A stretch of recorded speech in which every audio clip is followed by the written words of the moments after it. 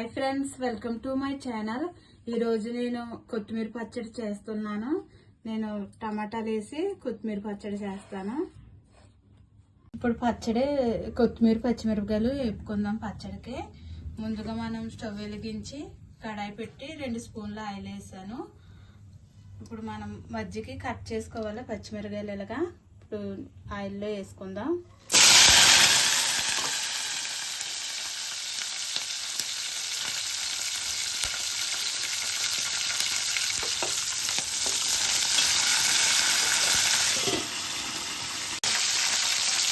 పచ్చిమిరపకాయలు ఇలా నూనెలో వేగిన తర్వాత ఇప్పుడు మనం కొత్తిమీర వేసుకుందాం.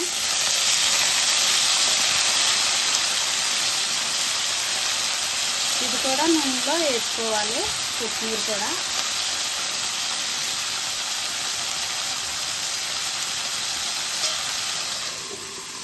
కొత్తిమీర కూడా ఇలా వేగిన తర్వాత మనం కట్ చేసుకున్న టమాటా ముక్కలు కూడా వేసుకుందాం.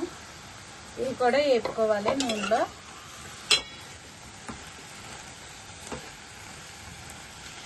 టమాటాలు ఇలా మగ్గుతున్నప్పుడు మనం నిమ్మ సైజ్ అంతా చింతపండు తీసుకుని వేసుకోవాలి. ఇందులోనే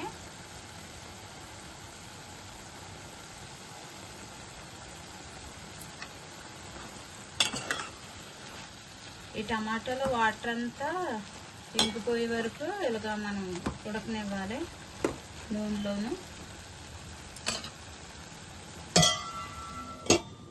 ఇలా వేగిన తర్వాత 1 స్పూను జీలకర్ర వేసుకుందాము. జీలకర్ర వేసి కలుపుకొని ఇంకా స్టవ్ ఆఫ్ చేసేద్దాము. చల్లారాక మిక్సీ పట్టుకుందాం. చల్లారింది, ఇప్పుడు మనం మిక్సీ పట్టుకుందాము.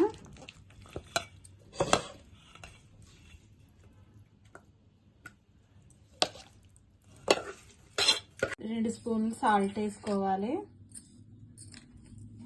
కొన్ని వెల్లుల్లిపాయ రంగులో ఇప్పుడు మిక్సీ పట్టుకుందాం. ఇలా రుబ్బుకున్నాక మనం ఉల్లిపాయలు కట్ చేసి ఒక ఉల్లిపాయ వేసుకోవాలి. ఇది కూడా మిక్సీ పట్టుకుందాం. ఇప్పుడు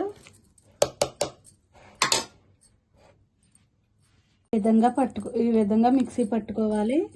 మరి మెత్తగా కాకుండా ఇలాగ రోట్లో రుబ్బుకున్నట్టు ఇలాగ ఈ విధంగా పట్టుకోవాలి. ఇప్పుడు మనం గిన్నెలు తీసుకుందాం. కొత్తిమీర పచ్చడి అయితే ఇలాగ చేసుకుని తింటే వేడివేడి అన్నంలో చాలా బాగుంటుంది ఫ్రెండ్స్. మళ్ళీ వేడివేడి ఇడ్లీలో వేసుకుని తిన్నా చాలా బాగుంటుంది.